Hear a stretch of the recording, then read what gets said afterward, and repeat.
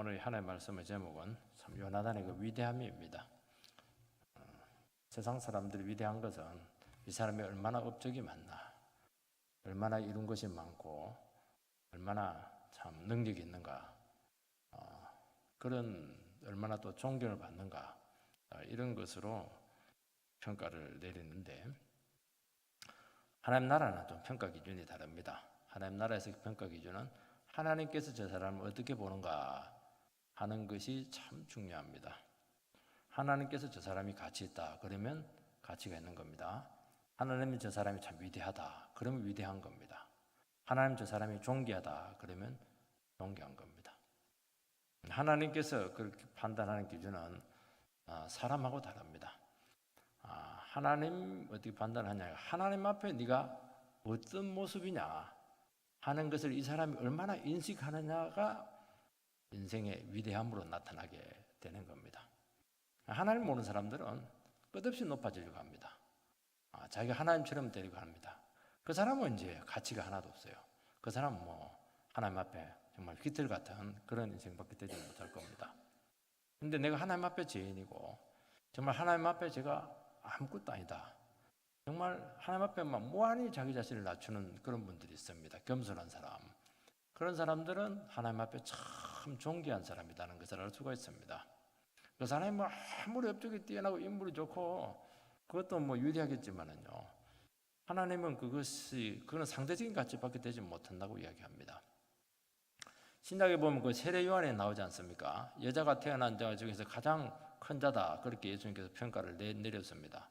왜 그러냐면은 세례 요한은 정말 능력의 종이고 정말 하나님 말씀 하나에 붙들려서 이스라엘 전체를 회개케 한 회개의 종입니다. 근데 그게 위대한 게 아니었어요. 세례 요한은 예수님 앞에 자기를 낮춘 겁니다. 나는 물로 세례 주지만 이분은 성령으로 세례 준다. 나는 그분 앞에 소리에 불과하다. 나는 그분의 신들매 매기도 풀기도 감당치 못할 정말 천하고 천한 종이다. 여기서 이제 위대성이 나타나는 겁니다. 오늘 우리가 살펴봐야 될 이 요나단도 바로 이겁니다. 요나단 어디 보면 참 정말 갈등스러운 위치에 있고 어디 보면 참 위인자인데 정말 애매한 그런 위치에 있었습니다. 사울 아버지 편도 들 수도 없고 다윗 편도 들 수도 없고, 그런데도 불구하고 요나단은 그 애매하고 어렵고 아슬아슬한 그런 삶의 상황 가운데서도 흔들리지 않고 하나님 한 번 바라보고 끝까지 자기 길을 걸어갔던 겁니다. 이게요 얼마나 역할이 중요한지 모릅니다. 아버지를 어떻게 하든지 붙들어 주려고 했고, 그리고 탈선하지 않도록 끝까지 아버지를 지켜주었고요. 다윗으로 하여금도 끝까지 용기를 붙이고 이렇게 해서 너를 통해서 하나님께서 하나님 나라를 이루시게 될 것이다.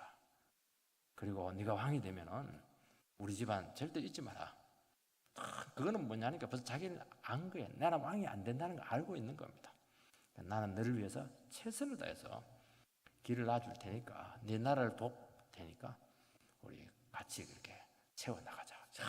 벌써 이 말만 들어도 이 사람이 벌써 그 시각이, 그 시야가 오지 않습니까? 일말에 자기 것 없었습니다. 일말에 자기 입장이 어떻고 내가 자기 왕이 될 것이 그런 건 없었던 겁니다. 그러니까 이 어려운 사울과 다윗, 정말 큰 사람 중앙에서 자기 중심을 잘 잡고 걸어간 주의 종인데 참 위대하죠. 내가 봤을 때는 다양한 평가들이 있지만 저는 참 요나단이 대단한 인물이다, 그렇게 평가를 내리게 됩니다.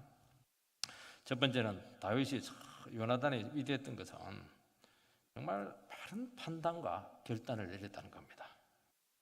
요나단의 선택은 결코 쉬운 결정이 아니었습니다. 왜냐하면 다윗 편에 붙은 것인데요, 이건 아버지를 속이는 겁니다. 그리고 아버지와 원수의 언약을 맺는 겁니다.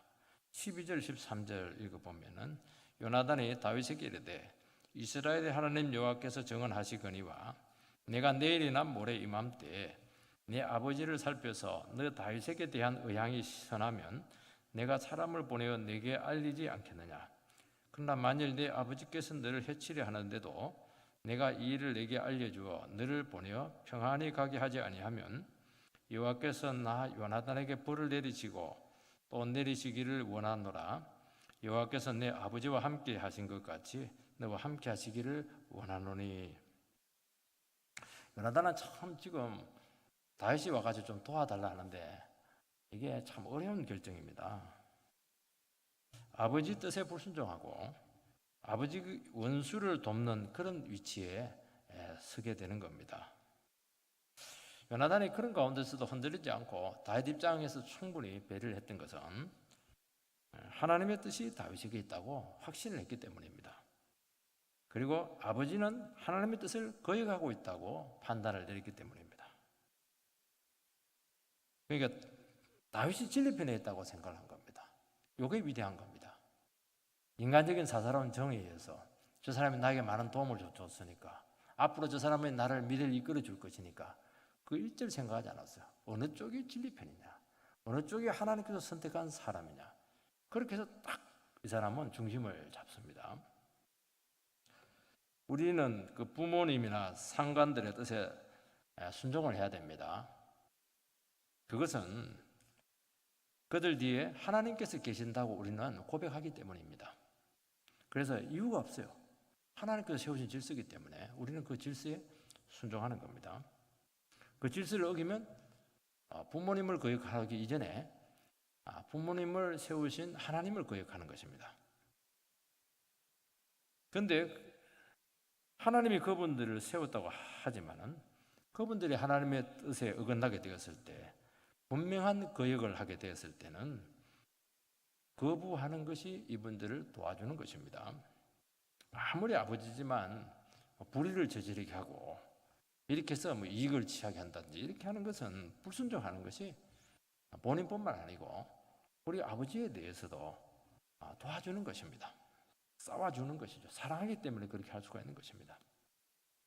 요나단의 아버지의 명령을 불순종한 이유는 아버지가 정당한 이유 없이 정말 충성된 신하 다윗을 죽이려고 한 것이 분명한 것입니다. 얼마나 다윗이 위기에서 이스라엘을 구출했고 또 실제로 사울에게 얼마나 큰 도움이 되었습니까? 그리고 중요한 것은 다윗이 하는 모든 것들에는 성령의 기름 부음이 나타났습니다.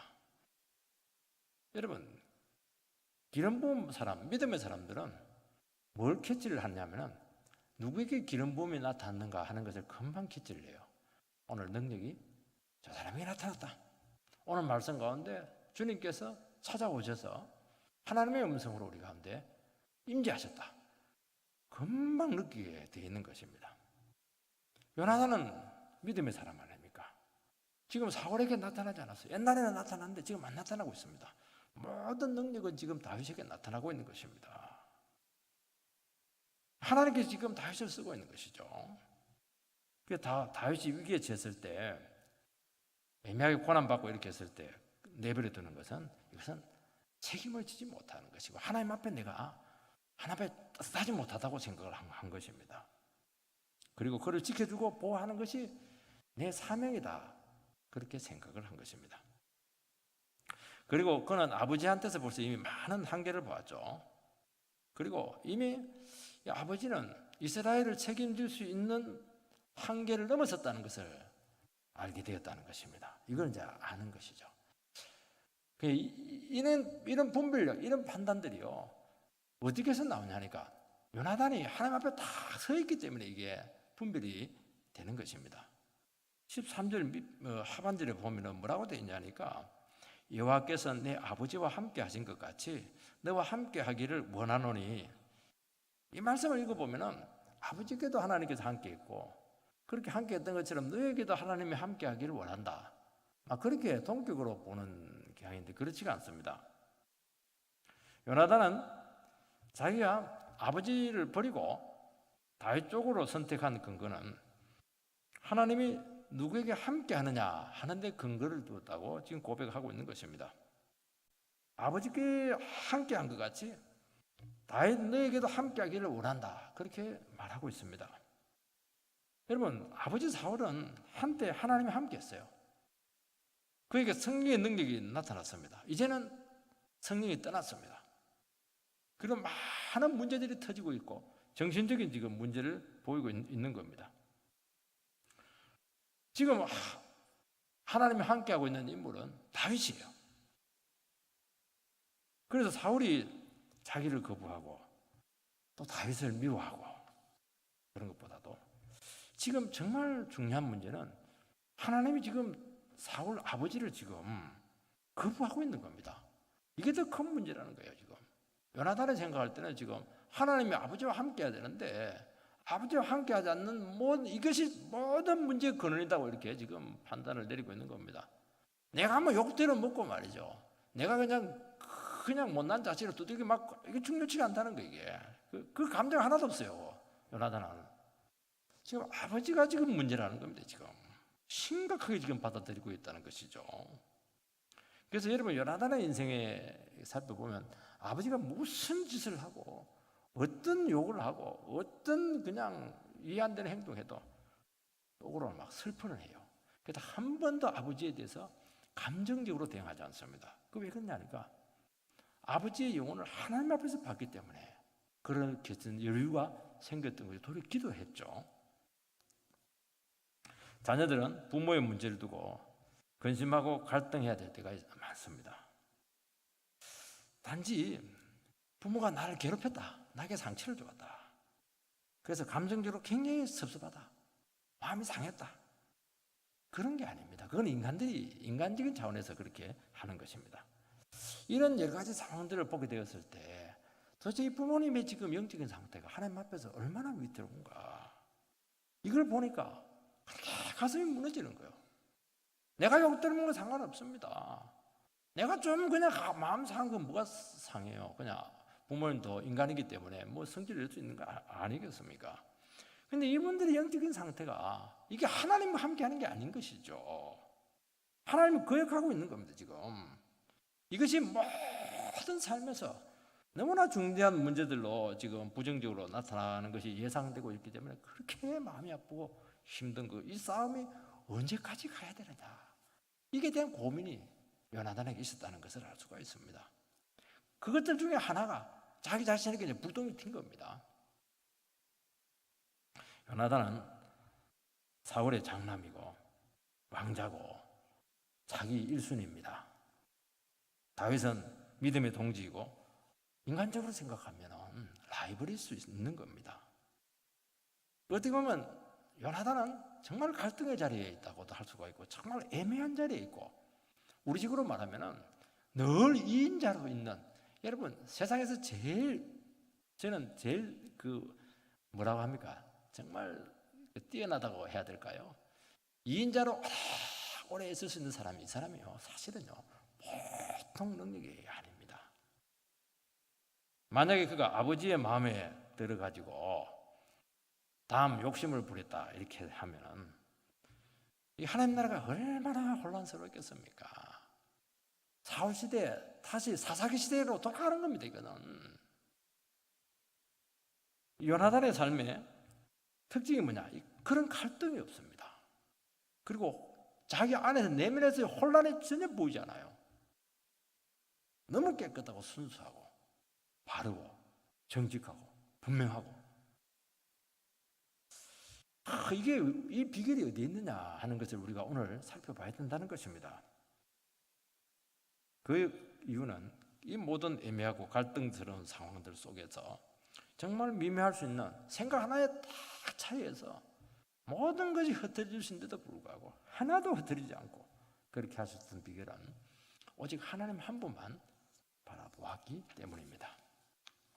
신약에 보면 마태복음 18장인가 보면은 18장에서 마가복음 12장에 나오죠. 율법사가 예수님께 나와서 질문합니다. 예수님, 가장 큰 계명이 무엇입니까? 그렇게 질문을 합니다. 그렇게 하니까 예수님께서는 신명기 6장 4절 이하의 말씀을 가지고 그대로 인용을 합니다. 신명기 6장 4절에 뭐라고 되어 있냐면은 이스라엘아 들으라 주곧 우리 하나님은 유일한 주시라 내 마음을 다하고 목숨을 다하고 뜻을 다하고 힘을 다하여 주 너의 하나님을 사랑하라. 그리고 내 이웃을 내 몸처럼 사랑하라. 이게 이제 사실은 신명기 6장 4절 말씀의 인용입니다. 어떻게 보면 이스라엘 백성이라고 하면 귀가 딱 그냥 들었던 말씀이고요. 그냥 이 세계에서 다니는 겁니다. 이거. 그러니까 우리 생각 같아서는 하나님 사랑, 이웃 사랑이 제일 중요한 계명이다. 그게 이제 대답이지 않습니까? 그런데 예수님께서는 그 앞에 꼭 토를 달아주셨어요. 전제를 붙였습니다. 주 곧 우리 하나님은 유일한 주시라. 이게 나와야 된다는 겁니다. 오직 하나님만 주시라고 지금 말씀하고 있는 것입니다. 여러분, 세상은 하나님이 만드셨습니다. 하나님의 뜻대로 지금 운행되고 있고, 하나님이 섭리하고 있고, 하나님이 창조자시고, 하나님이 전능자시고, 하나님이 주인이 된다는 것을 이야기하는 것이고, 일계명이라는 것을 이야기하는 것입니다.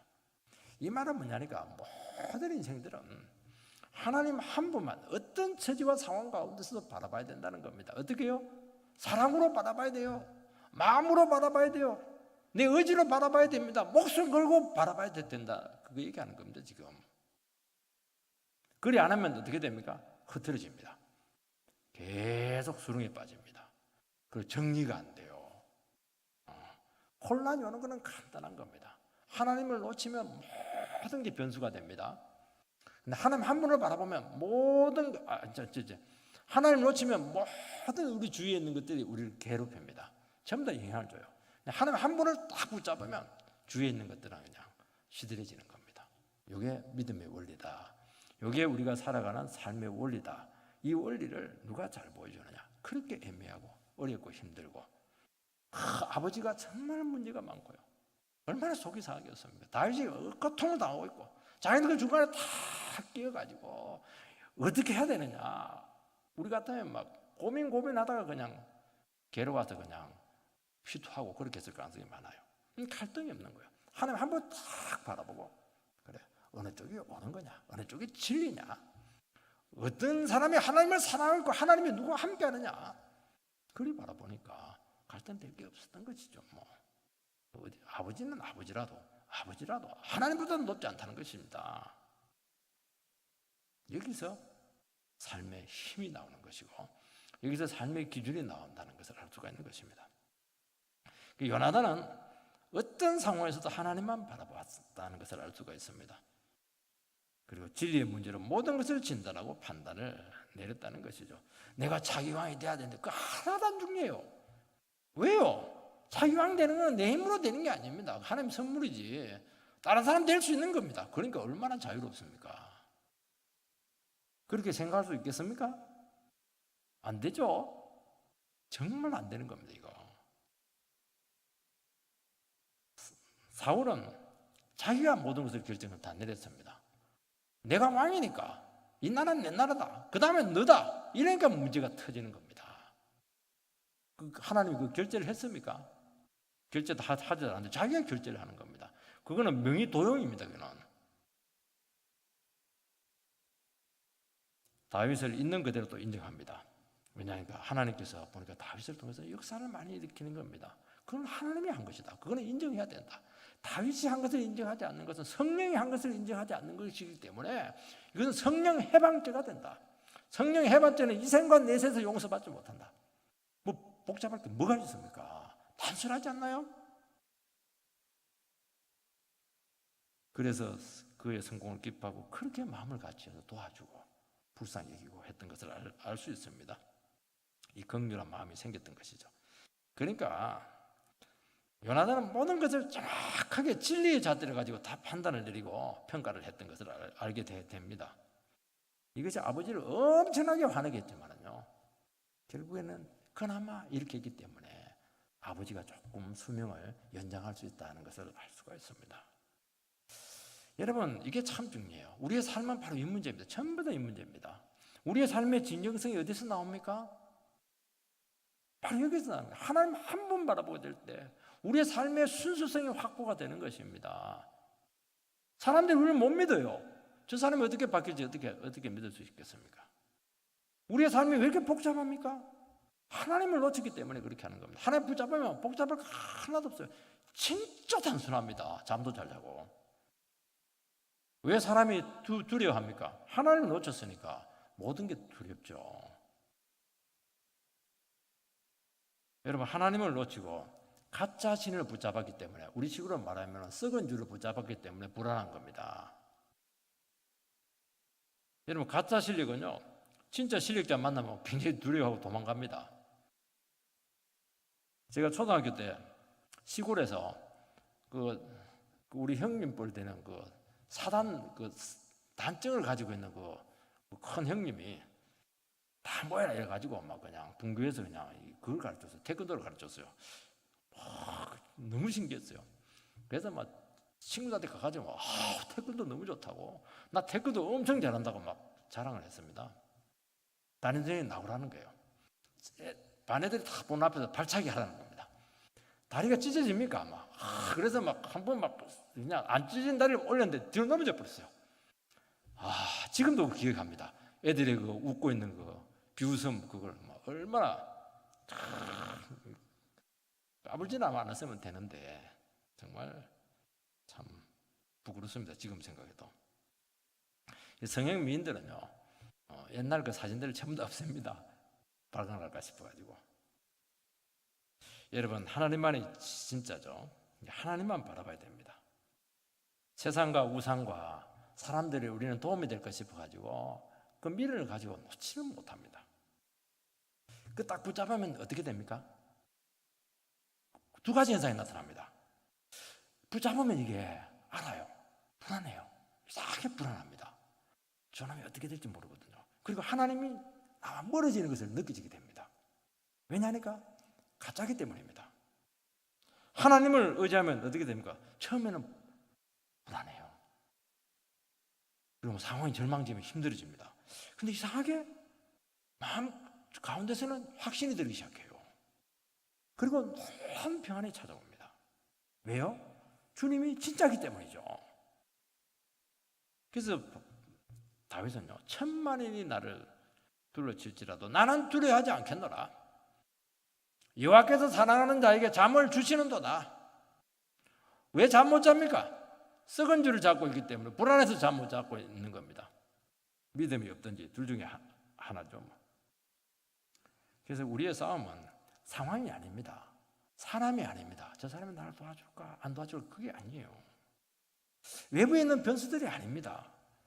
결국에는 싸움은 내 자신과의 싸움입니다. 왜냐하면 내 안에 두 가지가 늘 있는 겁니다. 신앙이 있고 불신앙이 있는 거예요.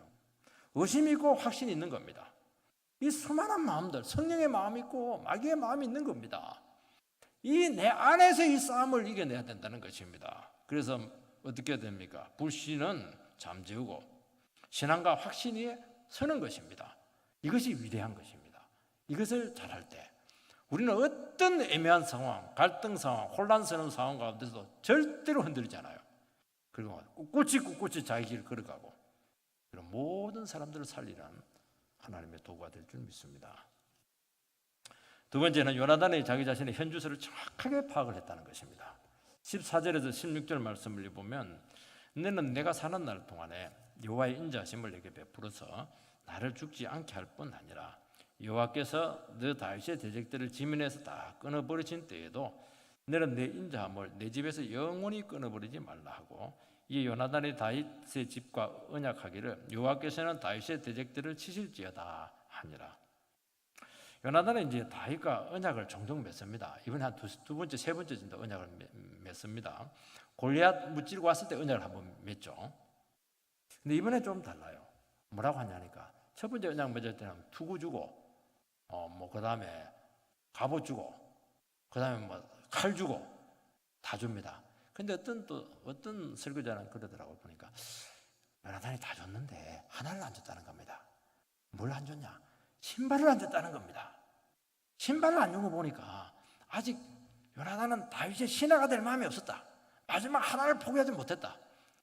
그렇게 해석을 하는데 각자 알아서 판단을 하시기 바랍니다. 은혜는 되는 것 같습니다. 근데 이번에는 굉장히 구체적입니다. 너는 왕이 될 것이다. 그리고 너를 대적하는 사람들은 반드시 하나님께서 멸망시킬 거다. 그리고 내 후손 죽이지 마라. 나와 내 후손을 끝까지 지켜주라. 언약을 맺어라. 그렇게 한 것이죠. 첫 번째 골리앗에 하고 나서 언약을 맺었을 때는 요나단이 다윗을 너무 사랑했어요. 왜냐하면 탁 보니까 마음이 통했습니다. 왜냐하면 성령의 사람은 영이 통합니다. 그리고 어떻게 됩니까? 요나단의 마음이 다윗과 연락이 되었습니다. 하나로 연결되었습니다. 여러분, 사람이 하나로 딱 연결되는 게 쉽지가 않아요. 조금만 부정적인 생각만 갖고 있어도 딱 막힙니다. 끊어집니다. 근데 완전히 통해버렸어요. 이번에는 그 강도가 훨씬 구체화되었고 깊어졌습니다. 이 언약의 무게가 훨씬 더 강해졌다는 것을 알 수가 있고, 그만큼 신앙 안에서 관계가 깊어졌다는 것입니다. 요나단이 어떻게 감히 이런 제의를 할 수가 있겠습니까? 지금 고난 시작도 안 했는데 너는 왕이 될 것이고 나는 왕 안 된다. 그래, 우리 후손들을 부탁한다. 우리는 이거 보면은 입 빨린 소리 한 거냐? 아니라는 겁니다. 성경에는 입 빠른 소리 했다 없습니다. 그가 이런 제의를 할 수 있었던 것은 하나님 앞에서 자기 자신의 모습을 정확하게 보았다는 것입니다. 다윗이 왕이 될 운명이라는 것을 알고 받아들입니다. 그러면 어떻게 됩니까? 나는 내가 왕이 되는 걸 돕겠다. 어려울 게 뭐가 있습니까? 마땅하다는 것이죠.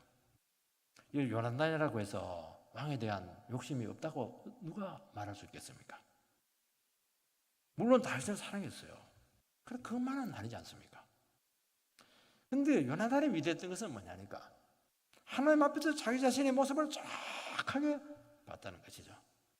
내 역량과 다윗의 역량을 알았던 겁니다. 너의 능력과 내 능력은 차이가 있다. 너의 기름 부음과 내 기름 부음은 차이가 있다. 정확하게 판단을 내렸다는 것을 알 수가 있습니다. 이것이 위대한 것입니다. 이것이. 만약 왕에 대한 욕심이 있었다고 하면은 얼마나 하나님 나라를 혼란스럽게 할 수가 있었겠습니까? 요나단을 우리가 생각할 때 한 가지 의문이 있습니다. 요나단이 다윗을 생명처럼 사랑하고 아버지가 정말 잘못되었다는 것을 아는데도 불구하고 왜 아버지를 떠나지 않았느냐 하는 문제입니다. 아니, 그렇다면 다윗과 함께 손잡고 같이 고난의 길을 가서 동지가 되어서 하나님 나라를 세우면 될 것 아니냐. 그래서 역시 요나단도 팔이 안으로 굽는구나. 결국 아버지를 따랐구나. 그렇게 사람들은 인간적으로 많이 해석을 합니다. 저는 그렇게 보지를 않아요. 요나단은 하나님 앞에서 자기 자신의 그 한계와 사명을 정확하게 본 겁니다. 그 사명이 뭡니까? 아버지를 지키는 거예요. 그리고 이 나라가 결정적으로 부서지지 않도록 붙드는 겁니다. 그래서 끝까지 아버지와 함께 했습니다. 그리고 다윗이 준비할 때까지, 그 하나님 나라가 본격적으로 올 때까지 나는 징검다리 역할을 하겠다. 우리 지금 킹메이커가 되겠다.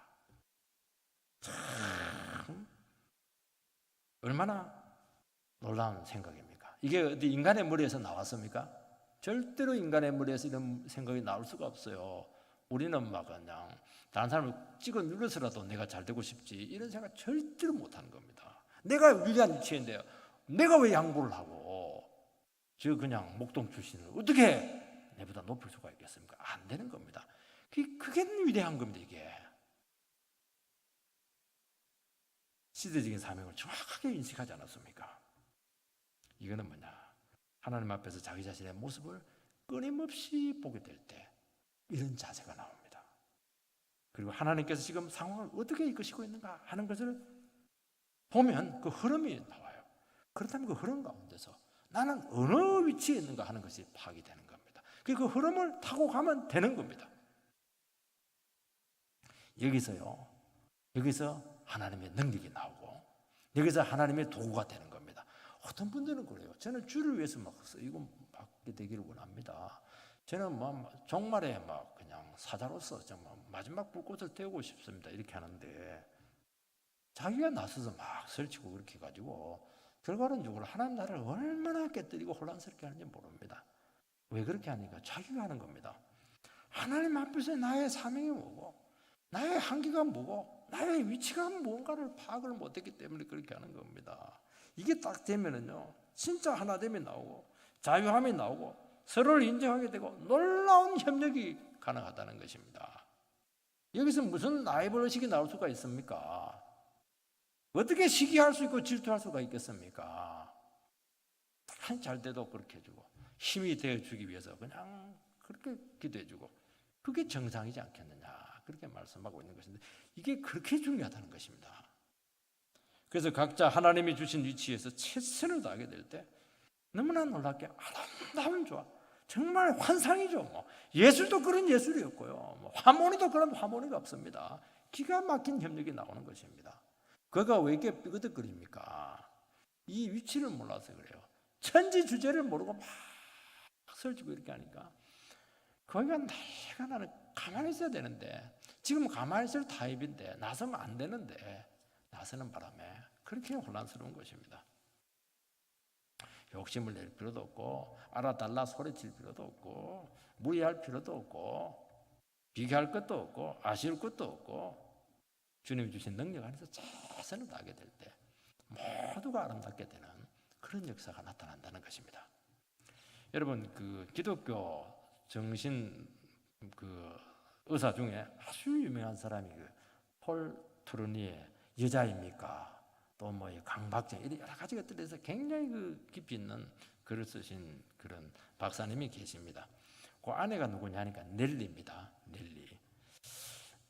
넬리는 남편에 대해서 열등감이 참 많았어요. 우리 남편은 저렇게 재능도 많고 명석하고 책도 잘 쓰고 강의도 잘하고 나는 뭐냐.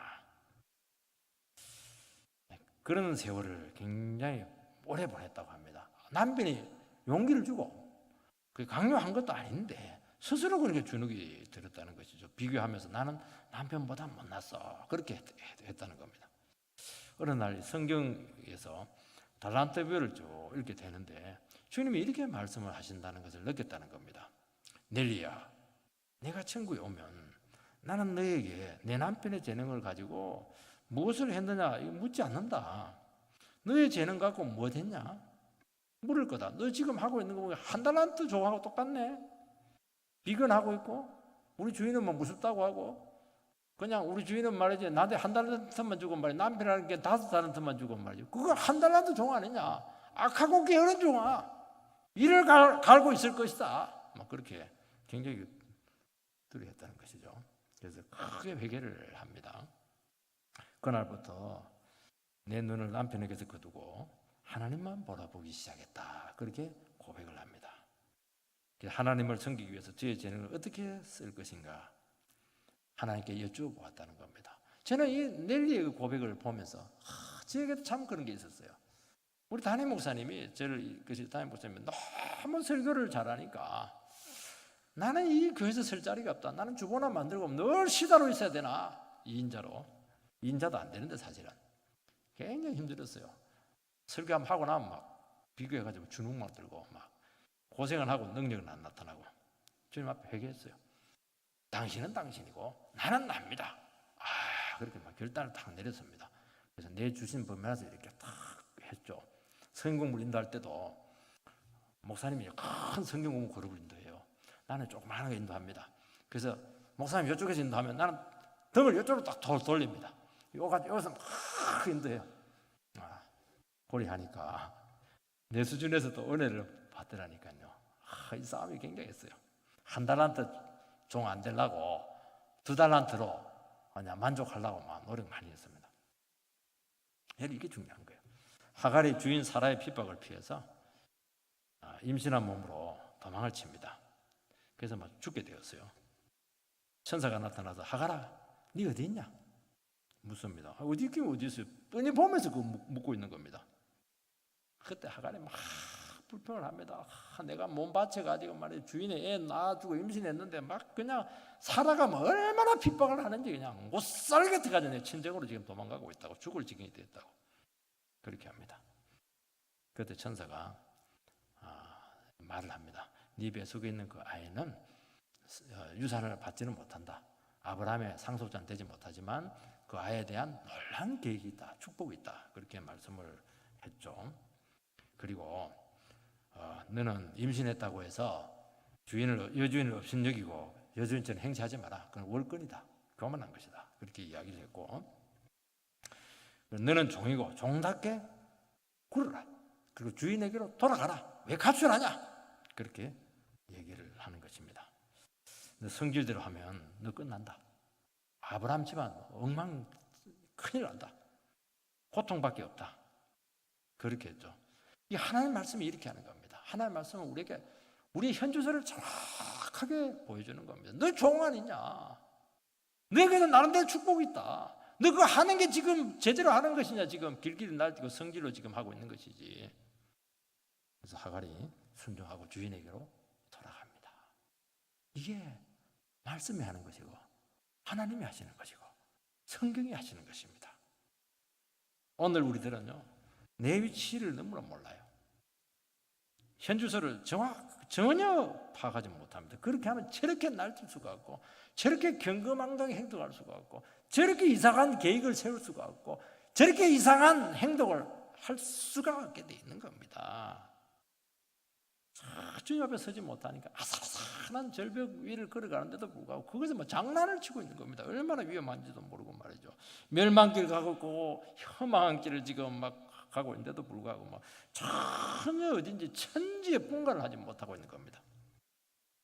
여러분, 우리가 하나님 앞에 제대로 서기 위해서는 끊임없이 내 자신을 주님 앞에 세워야 될 줄 믿습니다. 하나님이 이것임을 알고 계속 우리의 삶을 계속 수정해 나가야 됩니다. 그때 안정성이 확보가 된다는 것입니다. 지금 나이로 봤을 때 천국 가야 될 나이인데 청년처럼 막 생각을 하고 청년처럼 막 계획을 세고 무리하게, 이상하지 않아요? 그거는 좌표를 잃어버린 겁니다. 그때는 어떻게 인생을 정리해야 될 것인가, 그 계획을 세워야 되지 않겠습니까? 하나님, 내 인생은 내 것인데 내 마음대로 뭐 하든 말든 내 삶은 내가 고집하겠습니다. 여러분, 우리 자신의 현실을 직시해야 된다는 겁니다. 이 하나님 말씀이 이런 모든 바른 분별력을 우리에게 준다고 말씀하고 있습니다. 혼동되고 이상하고 이해 안 되고 갈등이고 불안하고 두렵고 이렇게 하면은 반드시 주님 앞에 나와가지고, 하나님, 나의 지금 현주소가 뭡니까? 나의 능력의 한계가 무엇입니까? 이거 반드시 질문해가지고 대답을 찾아야 된다고 말씀하고 있는 겁니다. 세 번째는 진실한 동력이 이루어지게 되었습니다. 요나단이 다윗을 위해서 아버지의 의향을 살피는 것은 위험해요. 다윗을 변호하고 이해하는 말을 해야 되고, 그럴 때가 봉변을 당하게 된다는 것이죠. 후한이 두려워서 사람들은 알면서도 이런 역할을 잘 안 하려고 합니다. 그런데도 요나단은 합니다. 17절을 보면 다윗에 대한 요나단의 사랑이 그를 다시 맹세하게 하였으니 이는 자기 생명을 사랑한 같이 그를 사랑함이었더라. 이 위험한 사명을 왜 굳이 요나단이 감당하느냐는 것이죠. 그것은 사랑 때문이었습니다.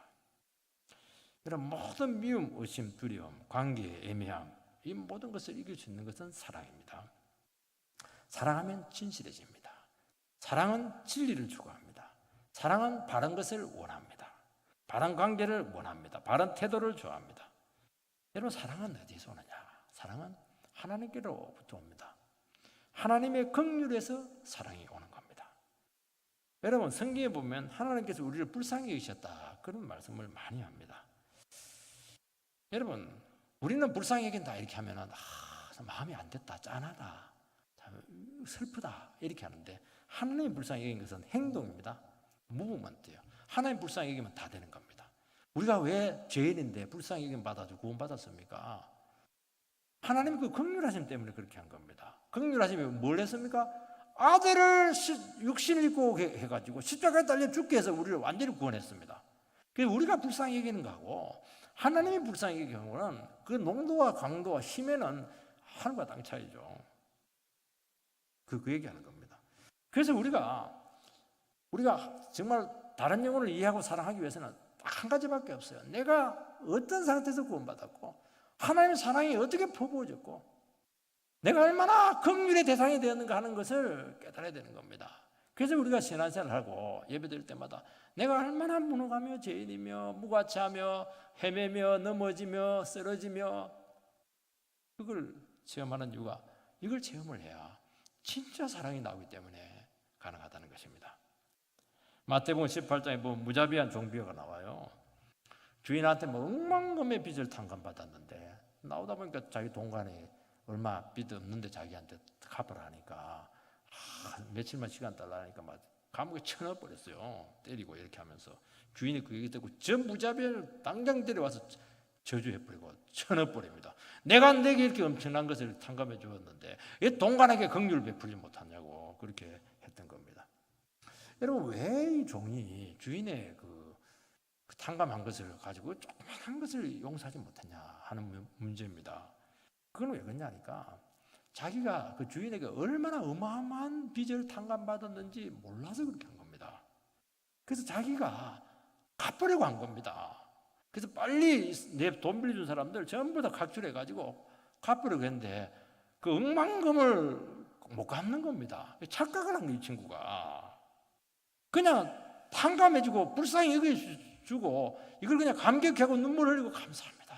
이제 저도 주인의 그 마음을 따라서 다른 영혼을 사랑하고 긍휼을 베푸고 용서하면서 살겠습니다. 그러면 답이거든요.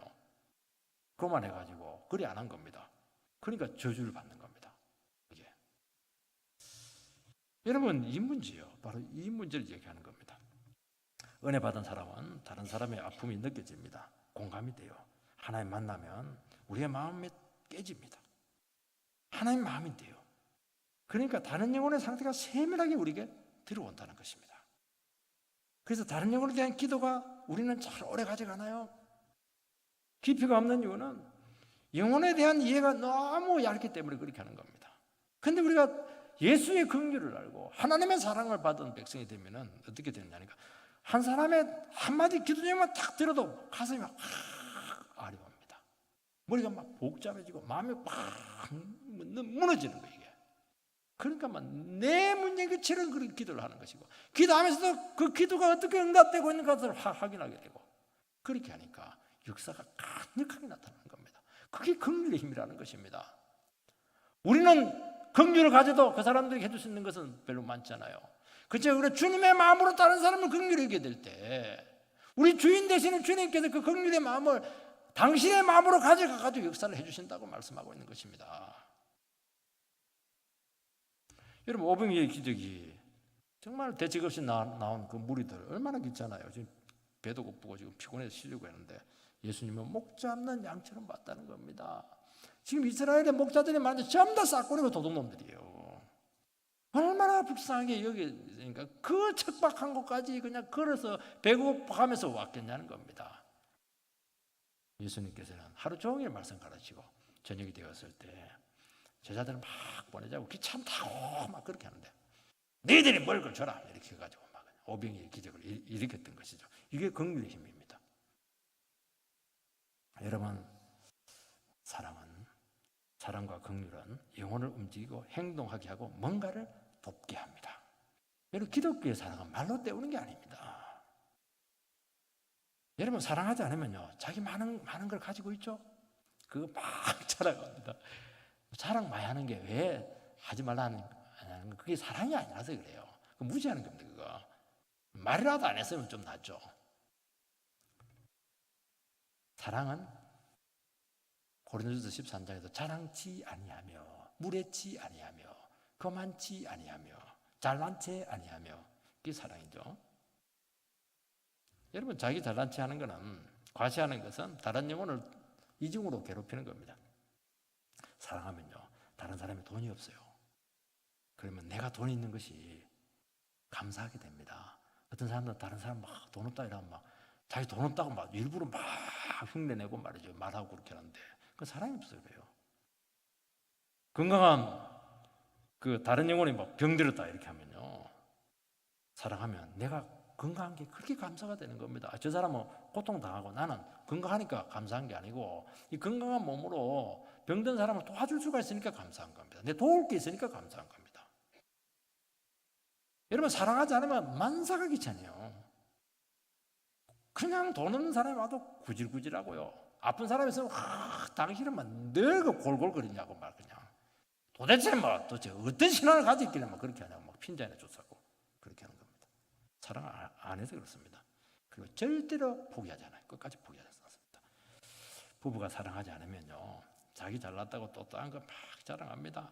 자랑할 거 없으면 어떻게 합니까? 조상 자랑 막 해요. 여러분 부부싸움 할 때 제일 치명적인 게 뭐냐? 남편은 처가 욕하는 것이고 부인은 시댁 조상 욕하는 겁니다. 그러면 이제 극한 상황까지 가는 겁니다. 그게 다 사랑 안에서 그렇게 하는 겁니다. 사랑하면 내가 도울 수 있는 위치에 있고 도울 수 있다는 것이 그렇게 감사해요. 나를 통해서 하나님의 사랑이 흘러가게 되는 것이, 기회를 준 것이 그렇게 감사한 겁니다. 그러면서 하나가 되는 것입니다. 남편들 중에 아내가 똑똑하면 안 된다, 공공연히 말하는 사람들이 있어요. 왜냐하니까 아내가 너무 잘나가지고 너무 잘하고 무시하고 뽀개기 때문에 이런 말을 하는 겁니다. 여러분, 아내 잘난 거 너무 좋은 거 아닙니까? 많이 배우고 똑똑하고 이쁘고 얼마나 좋아요. 돈 많고 이러면 더 좋고. 근데 그게 막 그 남편에게 너무 부담이 된 거예요. 그거 가지고 막 늘 당신 월급 얼마야? 이래버리니까 막 기가 팍팍 뚫는 거예요. 이게 참, 부인이 월급 많이 받는 건 얼마나 좋은 거예요 이거. 근데 뭐 그게 너무 부담이 돼가지고 친구들에게 늘 하는 거예요. 부인은 돈도 좀 못 벌고 좀 비실비실해야 되고 못 빼야 된다고. 똑똑한 부인들 막, 특히 막 믿음 좋은 부인은 막 너무 힘들다고 막 종말에 예정을 해요. 늘 재나 지적하고 이렇게 하니까 섬겨주진 않고. 사랑을 하죠. 그래요. 여러분, 사랑만큼 깊이 있게 덮는 것입니다. 요나단의 사랑이 얼마나 깊었어요. 다윗이 생각하지 못한 것까지. 혹시 의심할지 모르니까 사울의 그 어중을 가르쳐줄 때, 내가 종 데리고 갈게, 바위에 숨어 있어. 화살을 또 하나 안 가져갑니다. 3개 가져갑니다. 하나 가지고 잘못 쏘아버리면 안 되니까 3개 딱 쏘아야 정확하잖아요. 2개 실수해도 되니까 그냥 멀리 가면 저 멀리 있다 가져오라 그러면 도망가라. 이쪽에 있다 그러면 네가 그냥 다시 돌아오라. 이 깊은 배려들 못 알아보도록, 이 섬세함들, 이것이 어디서 나와요? 사랑에서 나오는 겁니다. 오늘 우리 시간 정말 요나단같이 위대한 믿음의 사람이 되어서 정말 하나님 마음을 가지고 모든 사람들을 녹여낼 수 있는 그런 은혜가 있게 되기를 축원드립니다.